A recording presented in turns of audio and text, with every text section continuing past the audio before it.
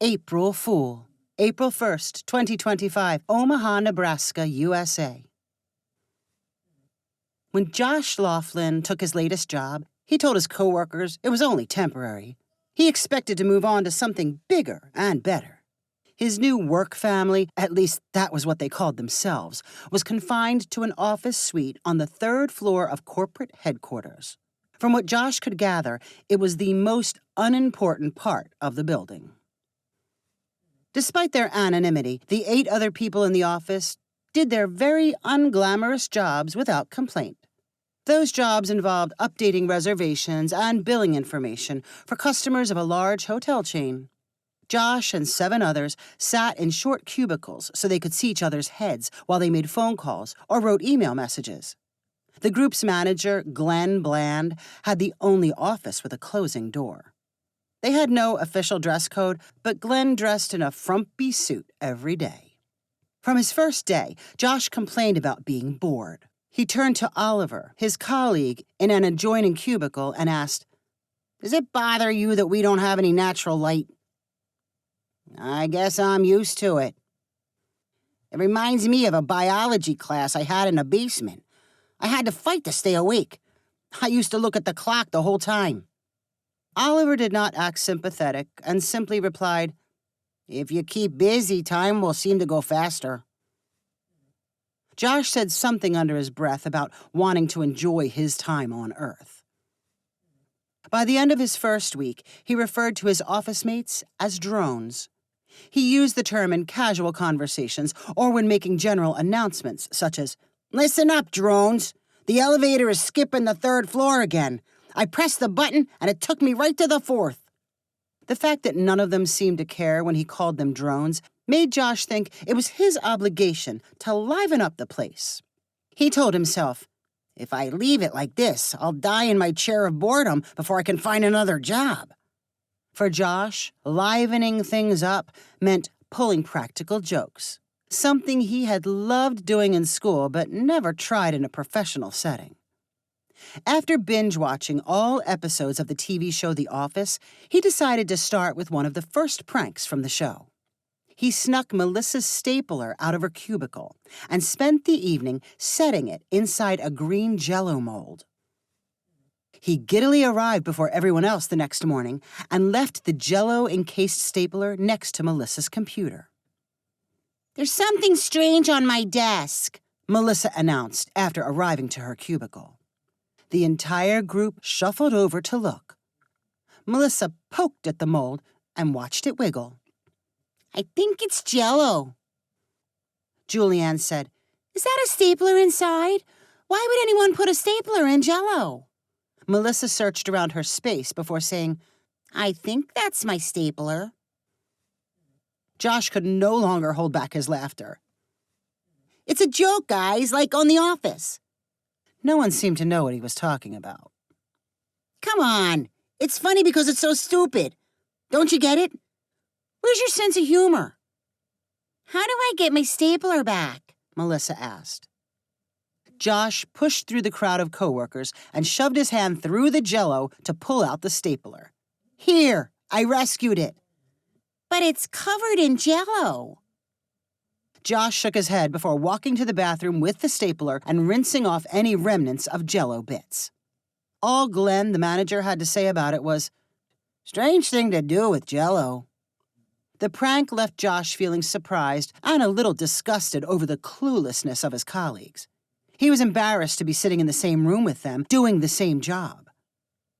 When he began a regular assault of jokes and pranks, it was both to loosen everyone up and to punish them for being so blah and uninteresting. Sometimes he only did little things that took little planning, like moving trash cans around or hiding lunches stored in the break room's refrigerator. Other pranks required planning and more childishness, like when he set off a stink bomb in the women's bathroom or set water dripping from the ceiling onto Oliver's head. Plenty of Josh's jokes could be classified as cruel and uncomfortable. Julianne was overweight, and he chose to remove some of the bolts from her chair so that it collapsed when she sat on it. When he saw that Bree seemed especially friendly toward Keon, Josh had flowers delivered to Bree that were supposedly from Keon. The message on the flowers read, "I love you." Everyone else stared in shock over the collapsed chair and flower delivery. Josh cracked up and kept asking, "Where's your sense of humor? Don't you guys think anything's funny?" As Bree and Keon looked awkwardly at each other and the flowers, Oliver whispered to Josh, "Keon's already engaged to someone else." "That makes it even funnier," Josh replied through his laughter. "I don't know what it's going to take to make you crack a smile." For his part, Josh's immediate boss, Glenn, mostly acted confused. Rather than condemn Josh or ask him to stop the pranks, he typically said, "I can't understand why you would do that." "Because it's funny," Josh inevitably replied. "And that makes it worth doing?" "Yes. You'd understand if you had a sense of humor." Glenn did not attempt to argue or disagree and seemed to accept Josh's assessment. For weeks, Josh held the office in fear. Everyone worried whether they would be his next victim and what he might pull. As April approached, he made no secret that he planned something special for April Fool's Day. He loved overhearing whispered conversations between cubicles over what might be coming. "Maybe it would be better if I stayed home," Bree said to Melissa. "I wonder if he's planning to get only one person or all of us," Melissa said to Julianne. During staff meetings, Josh amused himself by staring intimidatingly at each of his coworkers. When they caught his eye, he smirked like some devious plan was scrolling through his head. When April 1st did anxiously arrive, to their credit, everyone in the office showed up for work. Bree and Oliver brought changes of clothing in case Josh's anticipated prank turned messy. After arriving for work, they immediately checked around their cubicles for anything fishy. But every potted plant and computer screen appeared normal. When they logged into their computers and checked their messages, nothing unusual appeared.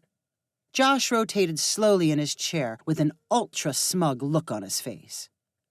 "What did you do? Just tell us," Melissa pleaded. "Me? Nothing. Why are y'all looking at me?" "Is it something in the lunchroom? The air vents?" "I don't know what you're talking about. I'm just here to work." Josh clicked on his computer mouse while keeping a satisfied eye on his nervous neighbors. Glenn arrived later than usual, wearing one of his wrinkled suits. He walked directly to his office and closed the door. Josh swiveled in his chair so that he was staring at Glenn through a window next to the office door. The 7 other employees in cubicles followed Josh's eyes to Glenn. They pretended to be reading customer messages, but their real attention was on their boss's office. Glenn sat down behind his desk and reached for a stack of envelopes in front of him. Josh suppressed a giggle as he watched Glenn remove and read a letter from each envelope.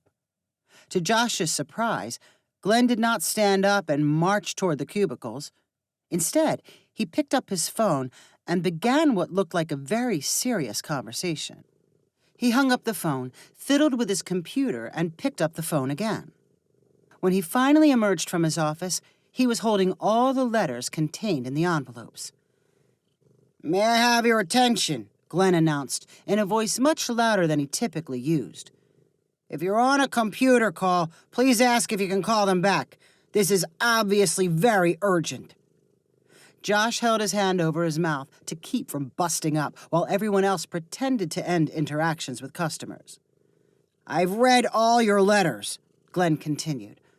"I'm very disappointed, but I'm moving forward with your requests." "What do you mean? What requests?" Oliver asked. "Your letters all say you are resigning effective immediately and clearly outline what you hate about this place." Josh could no longer hold in a belly laugh as everyone else in the cubicles shouted some variation of, "I didn't write a letter." "I don't understand." "Then where did these come from?" Glenn asked, holding up the letters. "I did it," Josh crowed. "I waited until you left yesterday and put them all on your desk. It's all an April Fool's joke." He turned around the room and added, "Come on, at least one of you has to think it's funny." Glenn's mouth hung open in what looked like fright. Well, I wish I would have known that. I already talked to Human Resources. They started the paperwork for your terminations. The room erupted in protest, with people yelling, "I didn't quit!" and "You have to fix it!" Josh raised his arms to try and calm everyone down. "Just call HR back and tell them it was a mistake. They can't possibly be fast enough to do any real damage. This isn't going to be a big deal." Glenn returned to his office and shut the door. He picked up the phone for what looked like another very serious conversation. "You shouldn't be messing with people's lives," Melissa shouted at Josh. "I need this job." "And I happen to like my job," Keon yelled. "You may think it's beneath you to be here, but I want to stay." "Okay, relax," Josh replied in a nervous voice. "Everything's going to be fine. No one's going to lose their jobs over a little joke." They all stared anxiously as Glenn stayed on the phone. When he finally stopped talking and emerged from his office, he remained agitated. "The good news is I called and stopped the paperwork for almost everyone. The bad news is that it went through for one person." Glenn turned to Josh and said, "I gave them your name first, so that's where they started. They said it's already in the system and can't be reversed. You'll have to reapply for the job if you want to stay." While the others in the room sighed with relief, Josh's cool suddenly melted like an ice cube on a radiator. "You're kidding around, aren't you?" he said to Glenn. But as the words came out, he remembered how many times Glenn had proved he was incapable of kidding around. "It's not fair, it's just me. Didn't you explain it was all a mistake, an April Fool's joke?"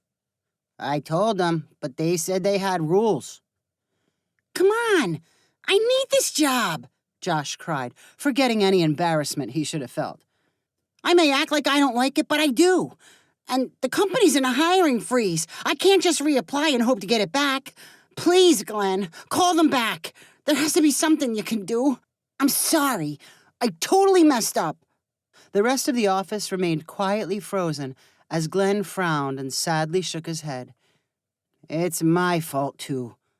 Like you've said a million times, I can't tell when something's a joke. I'll try calling them back and maybe begging this time." "Can I listen?" Josh asked pitifully. "Sure." Glenn returned to his office and did not shut the door. Josh and everyone else from the cubicles gathered around the doorframe to eavesdrop on his conversation. Glenn picked up his phone, dialed some numbers, and listened. "Hello, Brooke. This is Glenn Bland again. I know we talked about this before, but this time I'm begging you. You've just got to pull back that resignation action. It would be a personal favor to me. I'm willing to stick my neck out on this one. Please." Glenn stopped talking and listened. Every once in a while he muttered an "uh-huh" or an "I see." Then he hung up and looked over at Josh. "What did she say?" Glenn sighed and replied flatly, "I'm afraid it's bad news." "What? I can't believe this!" Josh cried. From nowhere, Glenn broke into the first big smile Josh had seen him wear. "Yeah," she said, "April Fools." "I don't understand. What do you mean?" "I never called anyone in HR. I made all that up." Josh stood there as if shot by a tranquilizer dart. "Come on, where's your sense of humor?" Glenn added. Everyone outside Glenn's office collectively laughed for the first time since Josh had joined the work family. After a few seconds, even Josh managed a weak chuckle. And that marked the end of his punitive prank campaign. Once he realized the people around him were not as clueless and uninteresting as he thought, he also realized his jokes needed a gentler edge. He only occasionally hid people's lunches, and when they were found, there was usually a surprise cookie or mini candy bar inside. If you enjoyed this story, please rank it on the website 500ironicstories.com. Please subscribe on the website to get weekly updates as new stories are posted. and please share with friends using the convenient links available.